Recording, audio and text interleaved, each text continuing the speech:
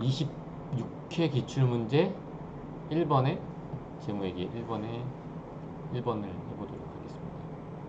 일단 문제를 읽어봐야겠죠. 답안 양식대로 하라는데 결국 이 재고자산이라, 그러니까 문제가 아무리 다른 형태로 나와도 결국 물어보는 바는 답은 비슷한 형태로 나올 수밖에 없거든요. 어쨌든 물어보고 싶은 건 재고자산이 어떻게 바뀌는지, 매출액을 인식해야 되는지 말아야 되는지. 매출원가 매자가 잘못되어 있네요. 어쨌든 매출원가를 인식해야 되는지 말아야 되는지에 대해서 물어보고 싶은 거죠, 이 사람은. 근데 그거를 각 추가 정보별로 묻고 있어요. 앞에 이제 문제에서는 추가 정보를 주어졌는데, 이제 추가 정보가 여기 다시 한번 반복해서 적어놓은 거니까 이거 보면서 보면 될 것 같은데, 일단 추가 정보 1번을 보면 1번의 이 사건이 재고 자산에 어떤 영향을 미치는지, 매출액에 어떤 영향을 미치는지, 매출원가에 어떤 영향을 미치는지를 기록한다는 거예요.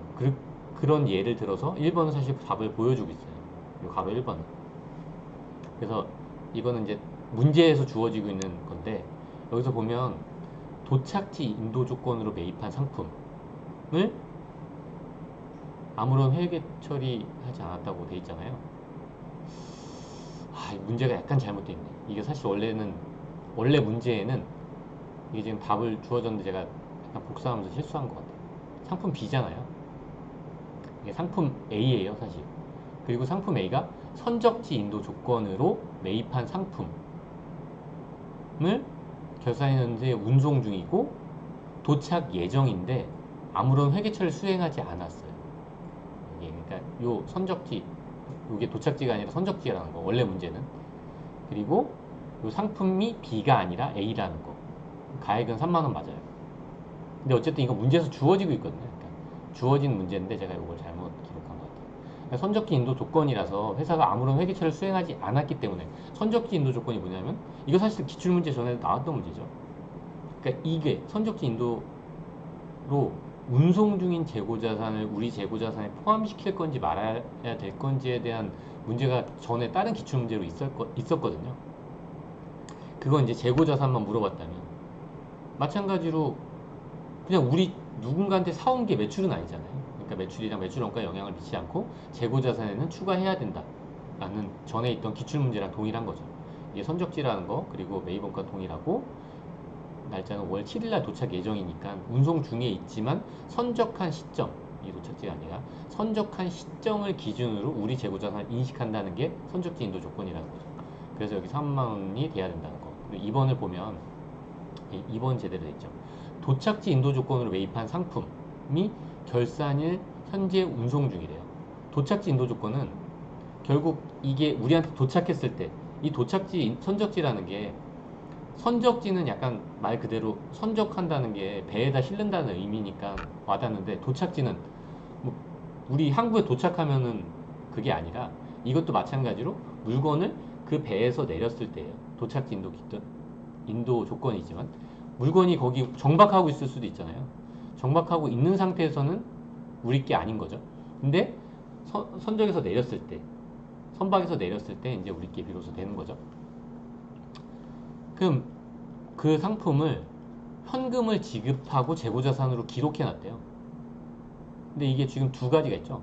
실제 매입한 가격으로 볼 거냐, 우리가 주문하면서 현금 지급한 걸 볼 거냐. 근데 지금 보면은 12월 초에 현금을 지급한 거거든요. 그러니까 물건을 구입하기 이전에, 확정적으로 구입하기 이전에 미리 현금을 달아놓은 거잖아요. 이게 선수금이 아니죠. 선급금이죠. 선급금을 준 거예요. 이제 현금, 그리고 선급금이 나간 형태인데, 그거를 재고자산으로 기록한 거예요. 현금 재고자산으로. 그럼 재고자산은 인식하지 말아야 되겠죠. 그래서 재고자산으로 인식한 6만 원을 차감시켜주고, 그러면 5만 원이란 거를 인식해야 될까 말아야 될까는, 도착지 인도 조건인데 아직 도착을 안 했대. 그러면 이거는 재고자산을 인식하면 안 되는 거니까 추가적으로 재고자산을 인식할 게 없는 거죠. 그게 이제 2번인 거고. 우리가 매입한 거니까 매출이랑 매출원가를 생각할 필요는 없겠죠. 그리고 이제 3번을 보면 선적지 인도 조건으로 외상 주문을 받았대요. 우리가 외상 주문을 했다고 하면은 이게 우리가 상품을 매입한 건데, 외상 주문을 받았다니까 우리가 누군가한테 팔 물건이잖아요. 외상 주문을 받아서 판 제품 C, 그거가 12월 25일자에 선적되었대요. 그럼 우리는 결산 시점이 12월 31일이니까 31일 시점에 선적이 됐는지 안 됐는지를 봐야 되겠죠. 31일 시점에 이미 실어져 있죠. 실어져 있으면 이게 우리 재고가 아니죠. 일단 재고가 아니라는 게 무슨 말이죠? 우리가 일반적으로 상품이라는 건 매출을 인식하는 시점이 재화를 인도한 시점이에요. 그러니까 재화가 인도가 선적지에 딱 올리면서 인도됐다고 본 거잖아요. 그러니까 재고에서도 없어져야 되고 매출도 인식해야 되는 거죠. 그렇기 때문에 이 2만 원에 대한 재고 자산은 우리 재고 자산에서 없어져야 될 거고, 마이너스죠. 그리고 매출은 인식을 해야 될 거고, 매출 원가도 당연히 인식을 해야 되겠죠. 그렇게 해서 재고 자산은 빠지고 매출은 인식하고 매출 원가도 인식하는 이런 이렇게 기입을 해놔야 되겠죠.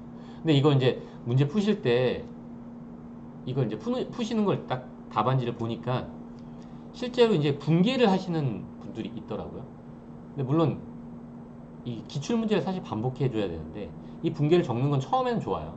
근데 이거 한 번 적고 분개를 한 번 적죠? 그 기출 문제 한 번 적으면 제가 아는 게 아니잖아요. 두 번 적고 세 번 적고 네 번 적고 네 번까지 적으면 이제 몸에 배겠죠. 아, 이게 어떤 계정에 들어갈 거라는 분개 자체가 머릿속에 떠오르겠죠. 적어도 그 정도 기출 문제는 풀어보고 나서 똑같은 문제라고 하더라도 그 정도로 풀어보고 나서 여기다 바로 적을 정도가 돼야 되겠죠. 그게 기출 문제를 제대로 풀어본 수준이겠죠. 저는 이걸 처음 보자마자 알았을까요? 저도 엄청 많이 반복했으니까 이렇게 숫자를 적었겠죠. 네, 그렇습니다. 어쨌든 다음 추가를 보면 4번, 국세는 도착지 인도 조건으로 외상 주문받은 상품. 이것도 주문을 받은 거네요. 우리가 주문을 받았으니까 매출에 대한 걸 인식할지 말지. 근데 아직 도착은 안 됐어요. 근데 조건이 뭐죠? 도착지 인도 조건이죠. 그러니까 도착지 인도 조건이니까 아직 매출을 인식하면 안 되는데 국세가 아무런 회계처를 수행하지 않았대요. 그럼 잘한 거죠. 그러니까 인식할 게 없는 거죠. 인식할 게 없는데 회사도 인식하지 않은 거잖아요. 재고자산도 건드리지 않았고 매출이랑 매출원가, 실제 창고에서는 없지만 이 재고자산이, 근데 어쨌든 회계 처리 안 했으니까 장부상에서 기록될 일은 없겠죠. 창고에 나간 걸 기준으로 우리가 장부를 기록한다고 하고 있진 않잖아요. 실제로 그렇게 기록하지도 않고, 그러니까 장부상으로는 계속 남아 있게 될 거예요.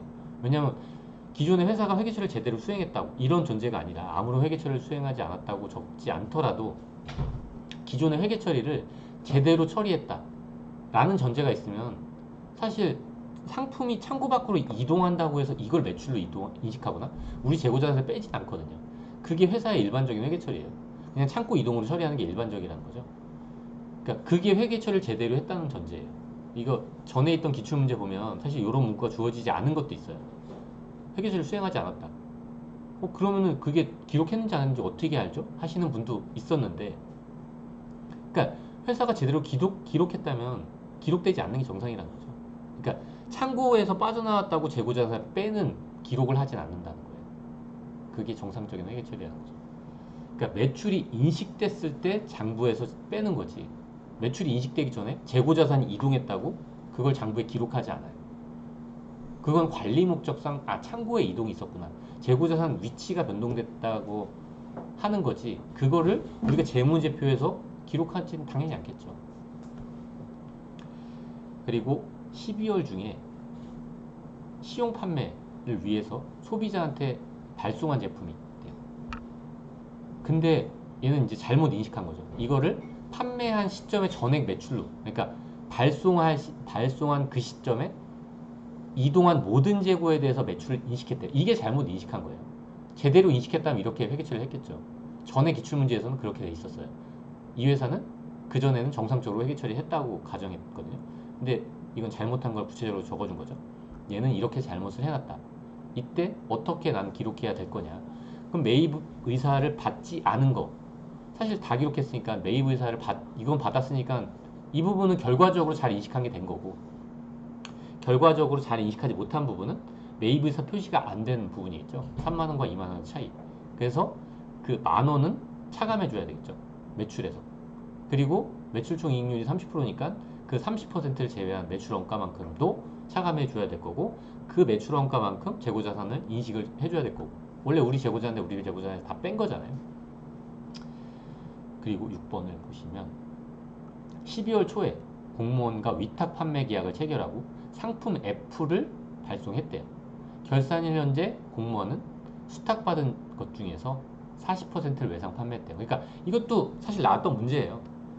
기출문제에 있었던 거죠. 위탁 판매했을 때 우리가 매출을 인식할 거냐, 그게 우리 재고냐 아니냐 라는 거잖아요.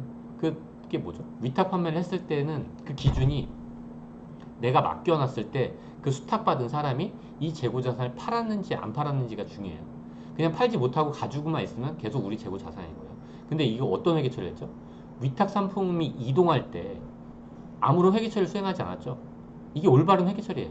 제대로 했다면 이렇게 했을 거예요.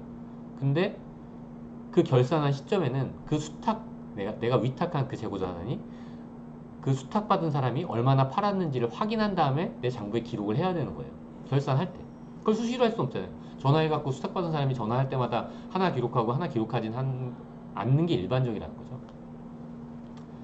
그래서 결산일 현재 수탁받은 거는 중에 외상 판매한 거는 매출로 인식을 해줘야 되는 거예요. 나는 회계처리를 수행하지 않았으니까. 판매가 중에 40%만큼 매출을 인식해줘야 된다는 거예요. 매출액을 그만큼 인식해줘야 되고, 매출원가도 관련돼서 지금 여기랑 다른 거예요. 여긴 30%지만 여기 보면 80%죠. 원가율이. 원가율이 30%죠. 네. 이건 매출 총 이익률이고, 그죠? 1-30을 해야지 매출원가가 빠지겠죠. 어쨌든 여기는 20%, 80%죠. 원가율이. 네. 원가율이 80%니까 어쨌든 80%만큼을 매출원가에 차감해주고, 그만큼 재고자산을 에서도 빼줘야 되겠죠. 나는 아무런 회계처리를 수행하지 않았으니까. 네, 이게 완성되면 이제 이런 값이 되는 겁니다. 26회 문제 1번에 1번은 여기까지 합니다.